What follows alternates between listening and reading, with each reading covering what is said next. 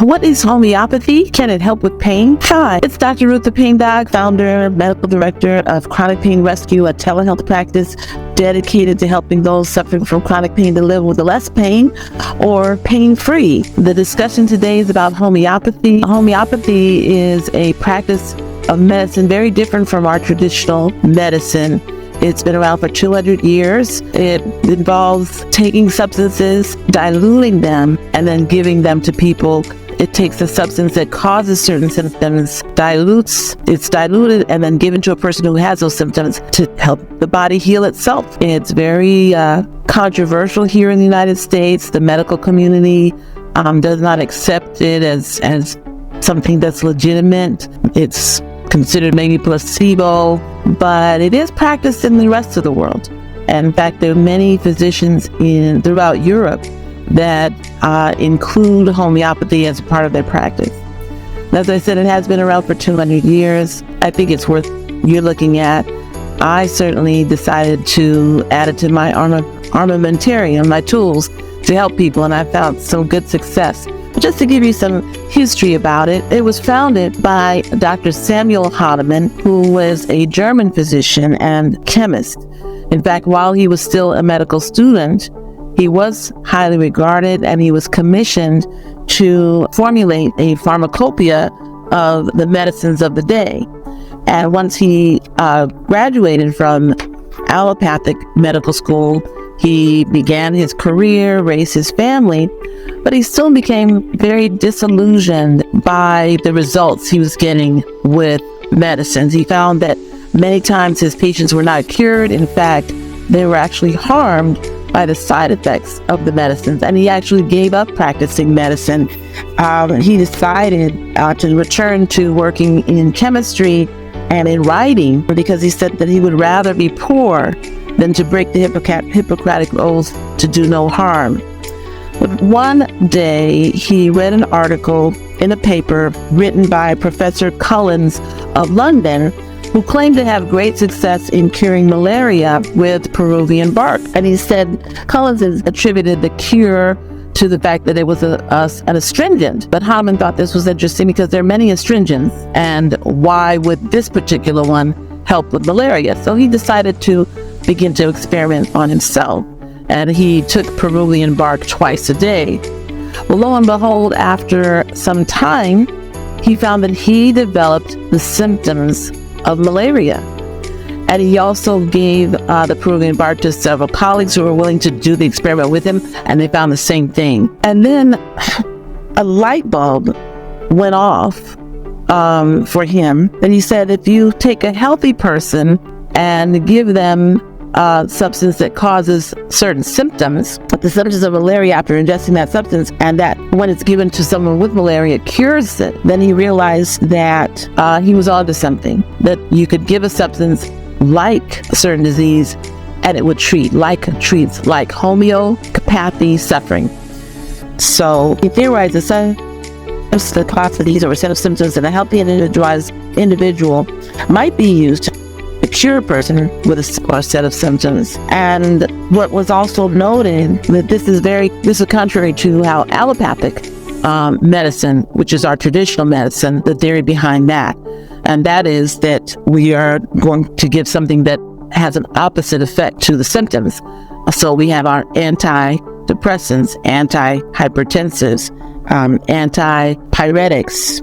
It's opposite treats suffering. But the thing of it is, when, say, if you have an infection or say you've gotten a cut, things that you're experiencing are a result of the disease. We have an immune system that mounts an immune response, and part of that response might be inflammation or redness or things that the body is actually going through, trying to help you to heal. And Hahnemann felt it made no sense to do things that were going to work opposite to how the body's immune system and healing system work. We should be giving medications or substances that are going to help enhance the body's ability to heal itself. So that's the idea behind homeopathy. The other thing that was found when they did start using it is that sometimes there would be what was called a healing crisis, too great of a response that made it difficult for the patient. With that instance, he decided to dilute the substance. By diluting it and then by doing an activity known as succussion, which is vigorous shaking of the substance, the diluted succussed substance, they were able to give without it having a healing crisis, so that it worked better when it was diluted. And interestingly, it could be diluted down to where the substance is no longer actually in the product that you're giving to the person. So, you wonder, well, how could it be effective?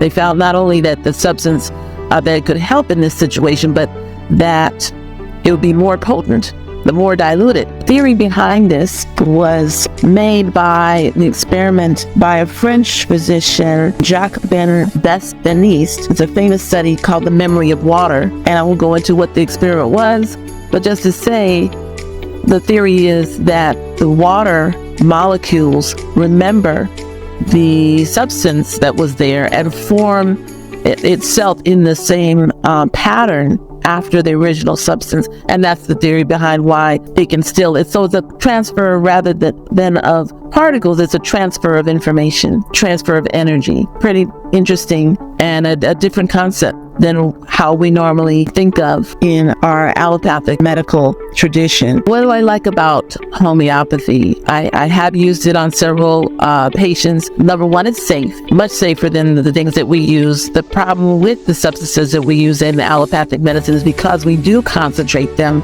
and therefore they will do more than what we want. You give something for diabetes it causes your cholesterol level to go up, or you give something for high blood pressure and it causes you to have erectile dysfunction, because it's so much of the substance that it's working in so many places that we didn't want it. Well, this is the opposite. We're giving you very, very little of the substance, just enough to kind of put a wave, as if a wave was passing through your system, but just to help your own system to mount that response to heal. So it's safe. It doesn't react or doesn't interact with other drugs. So you can still take your traditional meds if you're on medications. You don't have to worry about your homeopathy medication interfering, diluting, or enhancing your other meds. So I think that's a great thing. And the third thing is that it's very, very inexpensive. You're going to spend less than $10 on a vial. So I think for all those reasons, homeopathy is a great choice to use.